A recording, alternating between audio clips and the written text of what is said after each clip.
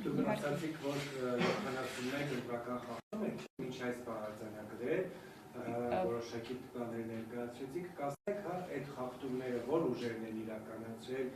ինչպիսին այսքան իշխող ուժն է մեծամասնավ այդ խախտումներն իրականացրել, մյուս ուժերին դա վերաբերում, եւ այդ ներկայացած ընտրական խախտումները, բացի կենտրոնական ընտրական հանձնաժողովին մատնանշելու կան այնպիսի խախտումներ, որոնք ըստ էության հաղորդում են հանցագործության մասին, իրավապահները պետք է զբաղվեն։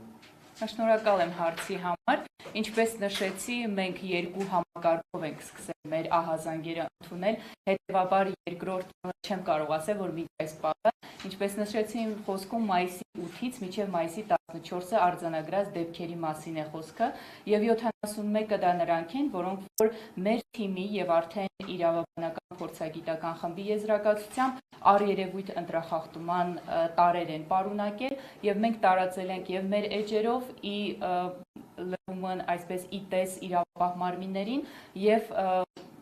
իտես կենտրոնական ընտրական հանձնաժողովին։ Սակայն այո, դեռևս չենք հայտնաբերել այնպիսի խախտումներ, որոնք որ մեր նախաձեռնությամբ իրավապահ մարմիններին տրամադրենք որպես իրական հանցագործություններ, որովհետև ի վերջո իրենք պետք է դա հաստատեն եւ մեր արված գործողությունը սա է մայիսի 8-ից մինչև 14-ը։ Դրանից հետո մենք գործարկել ենք նորարարական թվային հարթակ, քանի որ ավելի քան օրական 15-ից 20 դեպքեր էին ստանում որպես ահազանգ, որպես ընտրախախտման դեպքեր։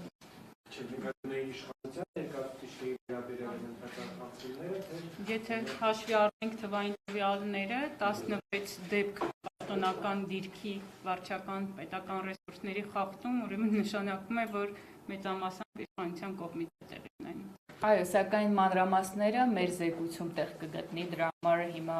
չենք բացահայտում դա, բայց բացի այդ կան դեպքեր, որոնք որ մեր էջերով են տարածված եւ Telegram-յան խմբի միջոցով արդար քվ եւ Facebook-յան խմբի միջոցով եւ բացի այդ արդեն նորարարական թվային հարթակը երբ որ Տիկին Աստղիկը ներկայացնի, մենք կտեսնենք, որ այնտեղ հստակ դեպքի նկարագրությունը ամբողջությամբ կարող ենք տեսնել։